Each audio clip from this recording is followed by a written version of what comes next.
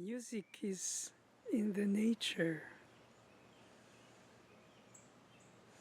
When I wake up, I hear music in my head as if it's playing from an inner player, not necessarily instrumental,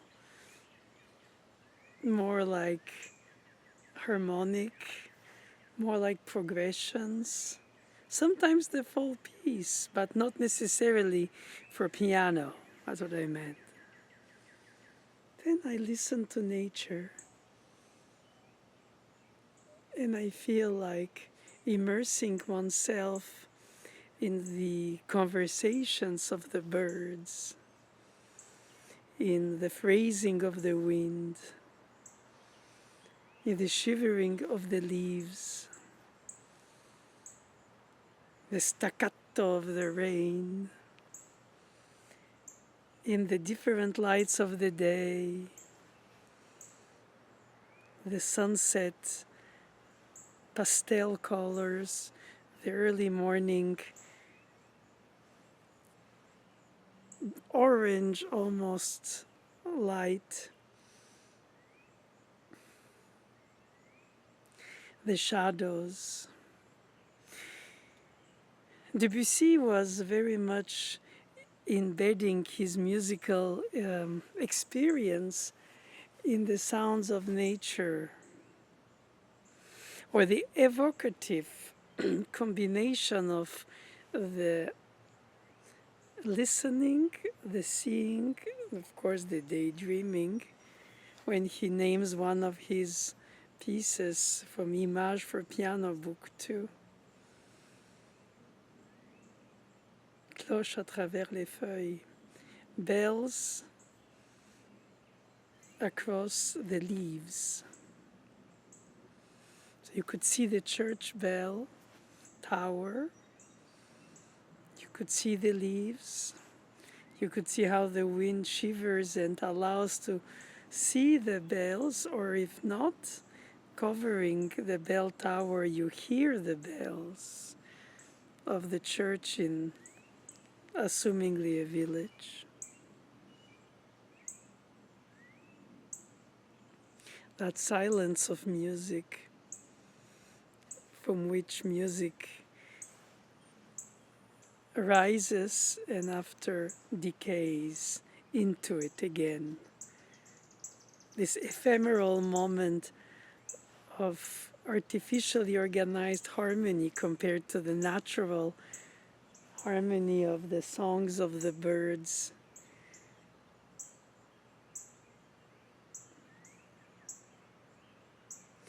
Erik Satie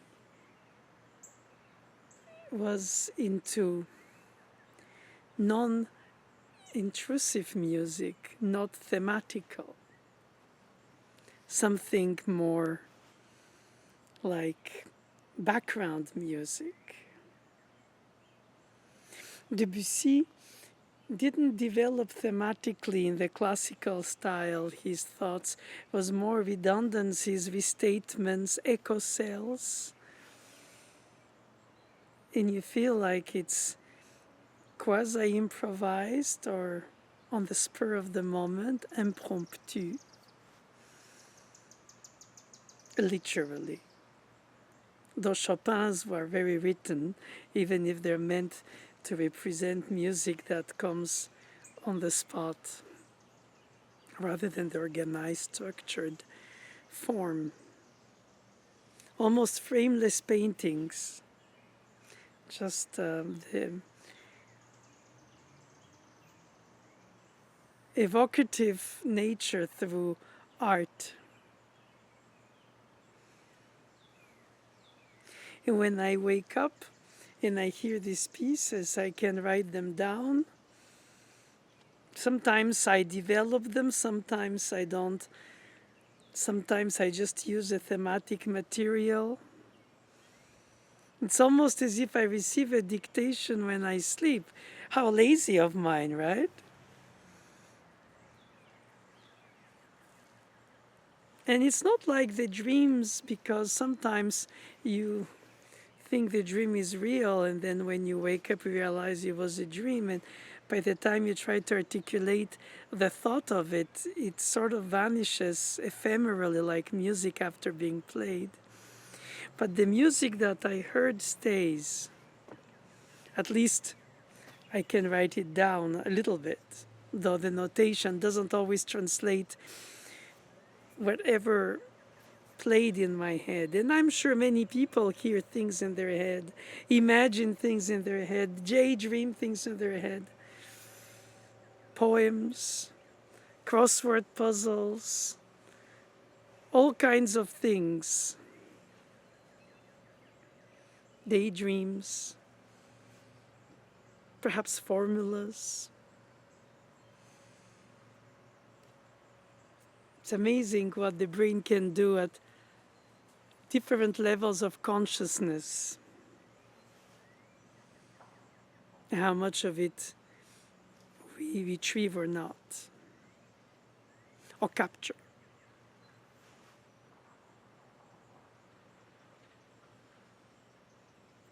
And in every season, nature talks to us. In every season of our life, through our body, our soul, which remains somehow in childhood, or doesn't seem to age like the body does. Though the dissociation is not so natural, but it reminds me of the moments where you learn a piece of music as a child and you play it as an old person.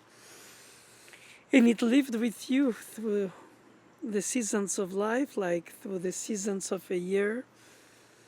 Everything seemed to perpetuate itself through a cycle of spring to autumn, with winter as a arrival point, and then the burst of summer.